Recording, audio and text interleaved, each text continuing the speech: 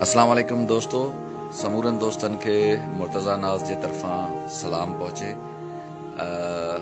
मूंसां personal number ते केतिरा ई दोस्त कॉन्टेक्ट करे रहिया आहिनि त सिलेबस जेको आहे ईंदड़ लेक्चरशिप जे तयारी जे लाइ उहो कहिड़ो हुजे ऐं कहिड़ा किताब कीअं पढ़णु घुरिजनि। सो मां समूरन दोस्तनि जे रहनुमाई जे लाइ ही वॉइस छॾे रहियो आहियां जीअं सभिनी जे लाइ आसानी थी पवे ऐं उन बावजूद बि को मुंझारो ऐं मुश्किलात आहे त तव्हां पुछी सघो था।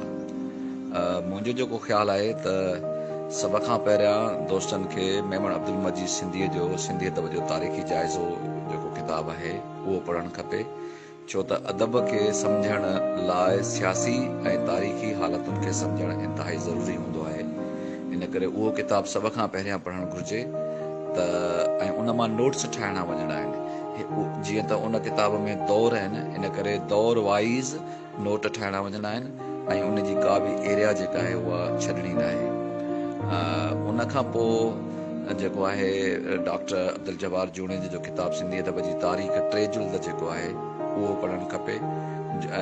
उन मां बि ईअं ई नोट्स ठाहिणा वञणा आहिनि।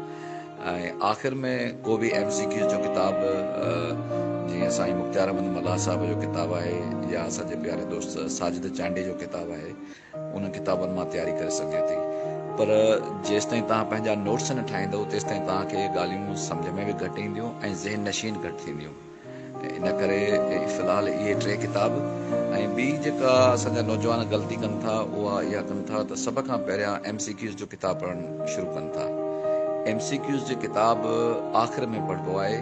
पहिरियां जेको आहे बेसलाइन स्टडी कबी आहे। जीअं तव्हांजी बेसलाइन त का ठहे न, बेसलाइन स्टडी जेका आहे तारीख़ी ऐं हवालियाती किताबनि मां कबी आहे।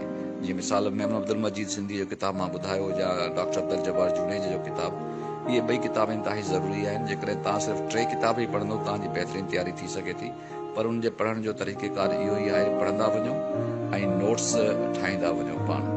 ऐं हिकु दौर जो सुवाली पर्चो जेको आहे उहो बि तव्हां ख़ुदि ठाहियो ऐं ख़ुदि हल कयो। ईअं ज़हन नशीन थींदियूं ॻाल्हियूं। उन खां जॾहिं इहो कमु तव्हां करे वियो त वरी तव्हांखे अगरि का रहनुमाई जी ज़रूरत पए थी त उहा बि असां ॾींदासीं।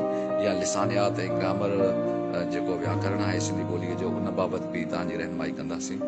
तव्हां फ़िलहालु मेमन अब्दुल मजीद सिंधीअ जो किताबु खणो ऐं उन खां शुरूआति कयो। महिरबानी।